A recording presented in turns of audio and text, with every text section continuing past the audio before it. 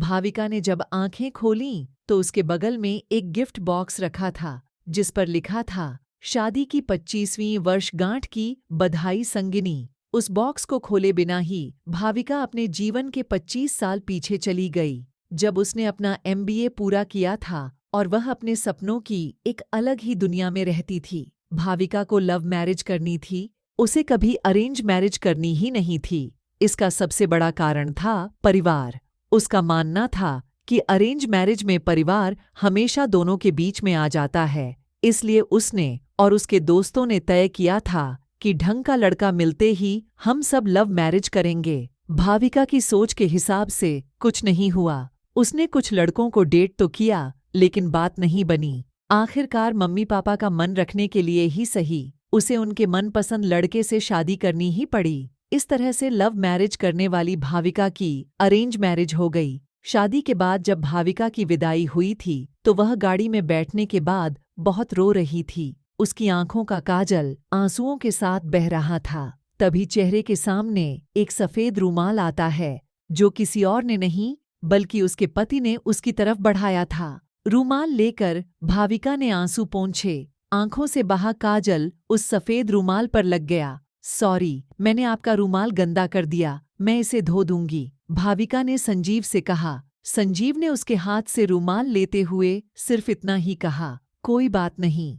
थोड़ी ही देर में गाड़ी संजीव के घर पहुंच गई। भाविका को अब उनका ही सामना करना था, जिनके कारण वह अरेंज मैरिज नहीं करना चाहती थी। दरवाजे पर परिवार के सभी सदस्य आरती की थाली लिए नई दुल्हन का इंतजार कर रहे थे। भाविका का स्वागत सभी ने धूमधाम से किया। गृह प्रवेश के बाद शादी की बची हुई रस्मों को जल्द ही खत्म किया गया। भाविका की सास ने अपनी बेटी से कहा, भाभी को उनके कमरे में ले जा, आराम करने दे, बहू बहुत थक गई है। रागिनी तुरंत उठी और भाविका को उसके कमरे में ले गई।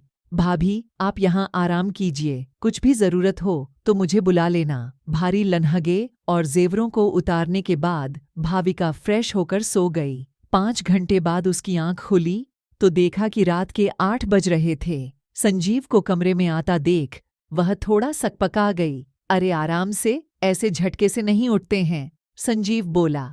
हल्की मुस्कान के साथ भाविका बोली, लगता है कि मैं कुछ ज्यादा ही सो गई। तभी दरवाजे पर दस्तक के साथ भाविका की सास अंदर आते हुए बोली, नहीं बेटी, शादी की थकान है, चंद घंटों की नींद से थोड़े ही जाएगी। लो, खाना खा लो और उसके बाद फिर से सो जाना। जब भाविका ने खाने की प्लेट देखी तो उसकी आंखों में आंसू आ गए। प्लेट में उसकी पसंदीदा मटर मशरूम की सब्जी, रोटी और मेवे की खीर थी। मम्मी जी, आपको कैसे पता कि ये मेरा पसंदीदा खाना है? भाविका ने अपनी सास से पूछा। इतने में रागिनी पानी की बोतल लाते हुए बोली, परिवार में सबको एक दूसरे की पसंद पता है भाभी, इसलिए आपके आने से पहले ही आपके जानने वाले लोगों के साथ बातचीत करके भैया और मम्मी ने आप पर पूरी PhD कर ली है। अब आपको कुछ बताने की जरूरत नहीं है, हमें सब पता है कि आपको क्या पसंद है और क्या नहीं। रागिनी की ये बातें सुनकर भाविका ने अपनी सास का हाथ चूम लिया। थैंक यू मम्मी, मुझे इस परिवार में अपना एक अलग दर्जा देने के लिए।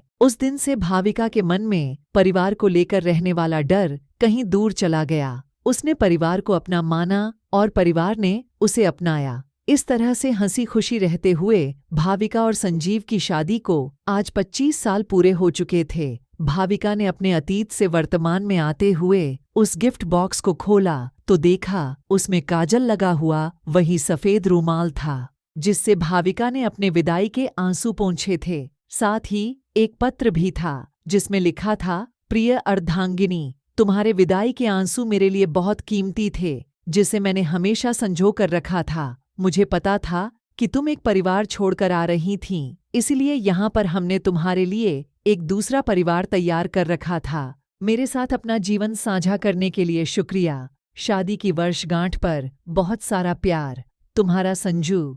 ऐसी ही रोचक और ज्ञानवर्धक कहानियों के लिए हमारे चैनल को सब्सक्राइब जरूर करें। धन्यवाद।